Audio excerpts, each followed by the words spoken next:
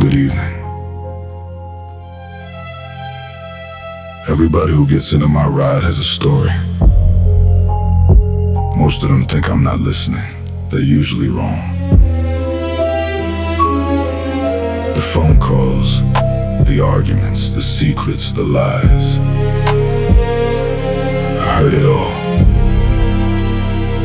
And these are the stories with the silent driver.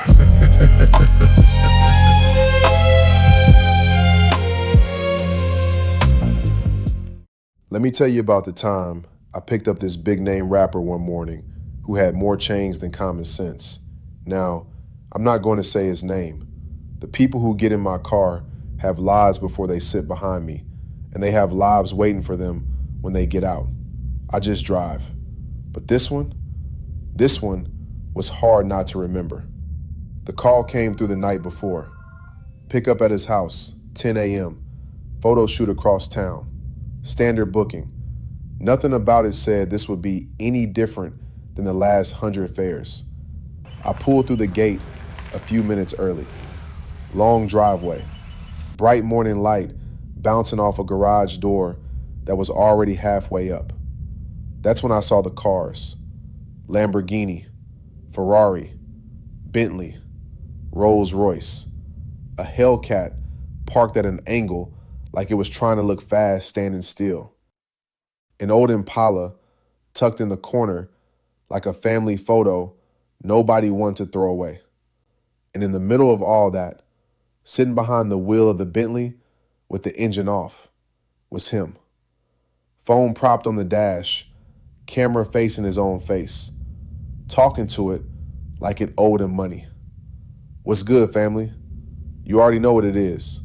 Fast life, early grind, we about to pull out. He ended the stream mid-sentence as he saw me walking up, just to holler back to the camera, then gone.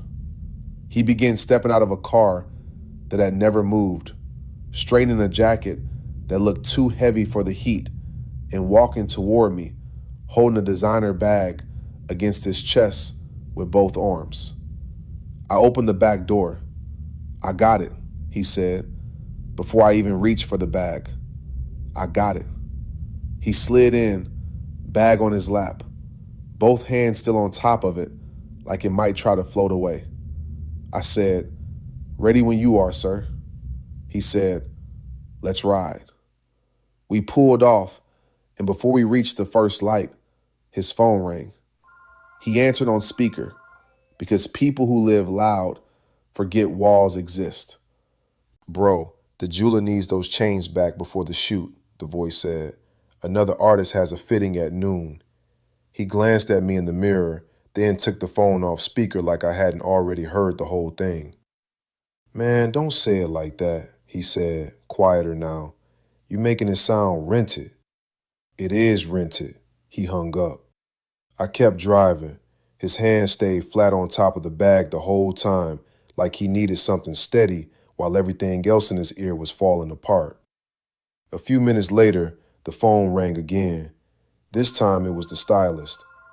"The jacket cannot get makeup on it, smoke on it, sweat on it, or anything on it," she said. "It goes back tonight." "Tell them relax," he said. "This is part of the rollout. This is part of tomorrow's rollout for somebody else." He hung up. I had to cough to keep from saying anything.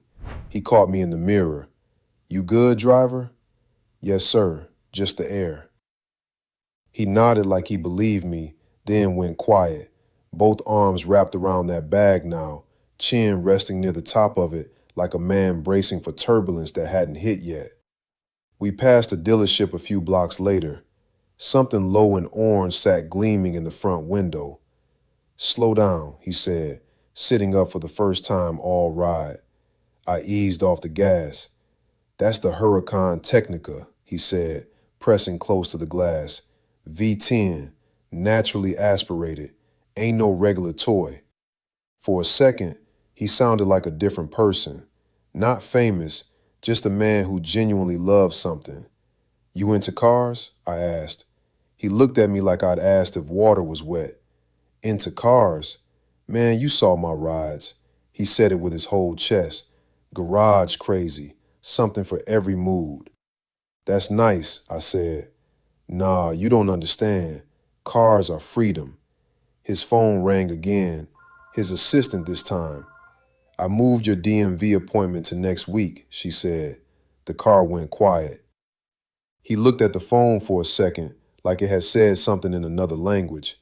Then he ended the call and tucked the phone into his jacket and looked back out the window at nothing in particular. I didn't say anything. Silence makes people tell on themselves, one way or another. The rest of the ride, he talked about traffic, about people merging like they're late for Judgment Day, about being motion sensitive. Not scared, sensitive, that's different. I said yes sir enough times to feel the mouse. His hands never left that bag. Not once. At the chute, a young woman came around to open his door before I could. He stepped out, and for a second, he almost handed the bag to her out of habit, muscle memory of a man used to handing things off to people paid to carry them. Then he pulled it back against his chest. I got it, he said again, softer this time, like he wasn't really talking to her. I waited outside for 2 hours. Watched the crew set up lights. Watched them get powdered and repositioned in front of 3 different backdrops. Chains that weren't his, catching the sun exactly the way they were supposed to. He came back out the same way he went in. Bag first, everything else second. The ride home was quieter. One call, near the end, from the jeweler's assistant confirming a 9 p.m. drop-off. He said, yeah, I got you, in a voice with nothing left in it. We pulled back through the gate, garage door already rising like it knew he was coming. He got out, dug into his own jacket pocket for cash, counted it twice, came up short, checked another pocket, found a little more, and handed it over like a man closing out a tab he wasn't proud of. That good? He asked. Yes, sir, I said, because it was close enough and because some math isn't worth doing out loud. As he turned toward the house, the bag shifted in his arms. The zipper wasn't all the way closed. A small quilt fell to the ground, worn soft at the edges, a faded pattern stitched by hand a long time before any of this. I noticed before he could react. Mama, no, he started, then stopped himself, snatched the quilt back into the bag, and zipped it the rest of the way. He held it the way you hold something you're not ready to explain to anybody. He didn't look back.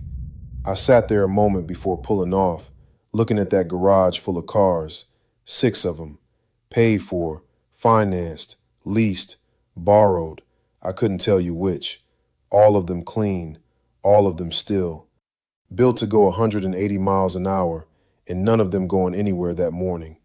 Everything he wore that day was rented, the chains, the jacket, maybe even the version of himself he performed for a camera in a car that never left the driveway.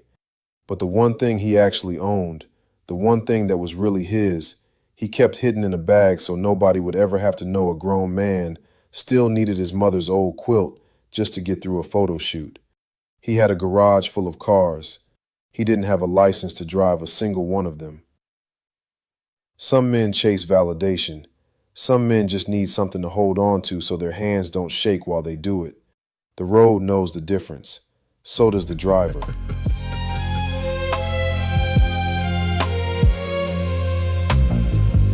Every ride eventually comes to an end. But some stories stay with you long after the passenger gets out.